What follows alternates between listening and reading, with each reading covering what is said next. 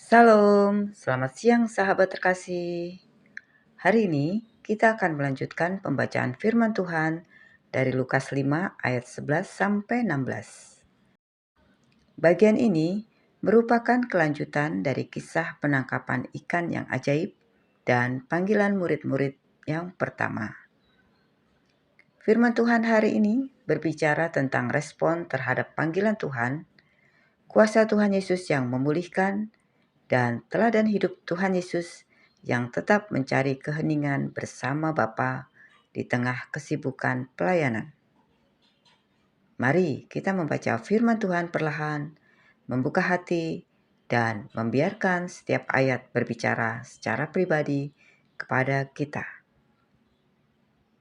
Lukas 5 ayat 11. Sesudah mereka menarik perahu-perahu itu ke darat, mereka pun meninggalkan segala sesuatu lalu mengikut Dia. Sahabat terkasih, ayat ini sangat singkat, tetapi bobotnya sangat besar.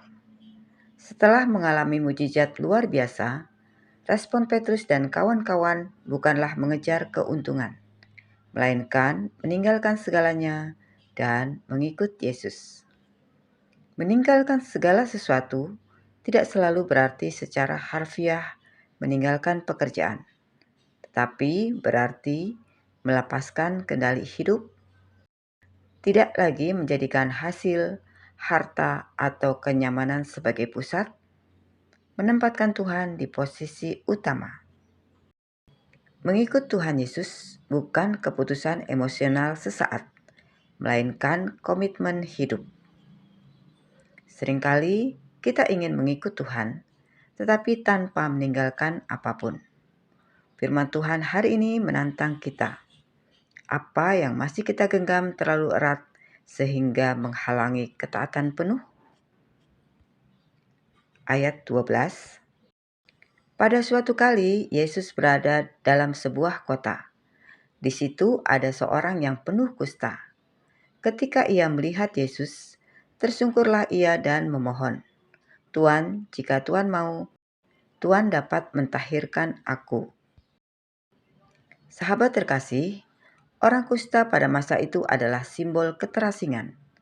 Dijauhi masyarakat, dianggap najis secara rohani, tidak boleh hidup di tengah komunitas.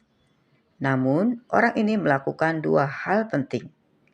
Yang pertama, ia datang kepada Yesus. Yang kedua, ia merendahkan diri dan percaya akan kuasa Tuhan. Kalimatnya sangat indah. Jika engkau mau. Ini bukan keraguan, tetapi penyerahan total kepada kehendak Tuhan. Doa yang sejati bukan memaksa Tuhan, tetapi datang dengan iman dan kerendahan hati. Tuhan tidak pernah menolak hati yang hancur dan berserah. Ayat 13. Lalu Yesus mengulurkan tangannya, menjamah orang itu dan berkata, "Aku mau, jadilah engkau tahir." Seketika itu juga lenyaplah penyakit kustanya. Sahabat terkasih, yang paling mengejutkan bukan hanya kesembuhan, tetapi Tuhan Yesus menjamahnya. Menurut hukum Taurat, menyentuh orang kusta berarti menjadi najis.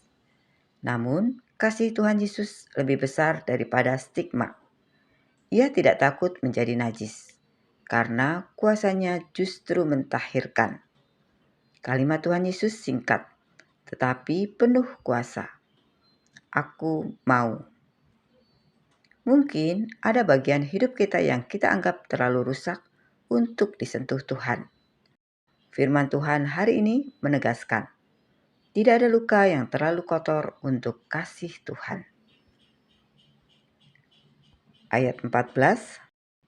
Yesus melarang orang itu memberitahukannya kepada siapapun juga dan berkata, "Pergilah, perlihatkanlah dirimu kepada imam dan persembahkanlah untuk pentahiranmu persembahan seperti yang diperintahkan Musa sebagai bukti bagi mereka." Sahabat terkasih, Yesus tidak mengejar popularitas. Ia juga menghormati ketetapan hukum Taurat dengan menyuruh orang itu pergi kepada imam.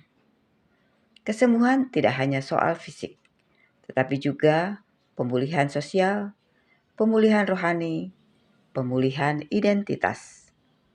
Yesus ingin kesembuhan itu diakui secara sah dan utuh. Tuhan tidak hanya memulihkan kita secara pribadi, tetapi juga memulihkan tempat kita dalam kehidupan dan komunitas. Ayat 15. Tetapi kabar tentang Yesus makin jauh tersiar. Dan datanglah orang banyak berbondong-bondong kepadanya untuk mendengar dia dan untuk disembuhkan dari penyakit mereka. Sahabat terkasih, pelayanan Tuhan Yesus semakin dikenal. Orang datang dengan berbagai kebutuhan, ingin mendengar, ingin disembuhkan, ingin mengalami pertolongan. Ini menggambarkan kerinduan manusia yang universal, kerinduan akan harapan dan pemulihan. Ketika Tuhan bekerja dalam hidup seseorang, dampaknya sering menjalar ke banyak orang. Kesaksian hidup yang nyata sering lebih kuat daripada kata-kata. Ayat 16, akan tetapi ia mengundurkan diri ke tempat-tempat yang sunyi dan berdoa.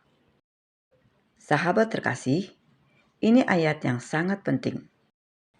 Di tengah popularitas, kebutuhan orang banyak, dan pelayanan yang padat, Yesus memilih menyendiri untuk berdoa. Tuhan Yesus mengajarkan bahwa keintiman dengan Bapa lebih penting daripada kesibukan pelayanan. Doa bukan pilihan, melainkan sumber kekuatan. Bahkan anak Allah pun membutuhkan waktu menyendiri dengan Tuhan. Sahabat terkasih, jika Tuhan Yesus saja mengambil waktu untuk berdoa, bagaimana dengan kita? Kesibukan rohani tanpa keintiman rohani akan membuat kita kering. Doa bukan pelarian dari tugas, tetapi sumber daya untuk menjalani panggilan. Sahabat terkasih, Lukas 5 ayat 11-16 mengajarkan kita 3 hal penting. Yang pertama, mengikut Yesus berarti siap meninggalkan yang lama. Yang kedua, kasih Tuhan sanggup menjamah bagian hidup yang terluka. Yang ketiga, keintiman dengan Tuhan harus dijaga di tengah kesibukan.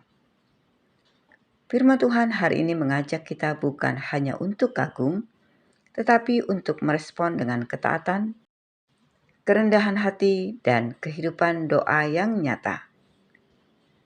Sahabat terkasih, mari kita berdoa bersama. Bapa yang Maha Baik, kami bersyukur untuk firman-Mu hari ini. Ajar kami untuk sungguh-sungguh mengikut Engkau, melepaskan apa yang menghalangi ketaatan kami. Jamalah setiap bagian hidup kami yang terluka. Pulihkan kami secara utuh, dan tuntun kami untuk tetap mencari wajah-Mu di tengah kesibukan hidup kami. Kami rindu memiliki hati yang dekat denganmu, hidup yang taat, dan iman yang bertumbuh di setiap hari. Dalam nama Tuhan Yesus Kristus, kami berdoa dan mengucap syukur. Amin. Sahabat terkasih, terima kasih sudah bersama-sama dalam pembacaan firman Tuhan hari ini. Kiranya pembacaan firman Tuhan hari ini menolong kita untuk semakin mengasihi Tuhan dan hidup dalam ketaatan. Kiranya firman Tuhan ini menjadi kekuatan dan terang bagi setiap langkah kita hari ini. Sampai jumpa di pembacaan Alkitab berikutnya. Selamat beraktivitas. Tuhan Yesus memberkati.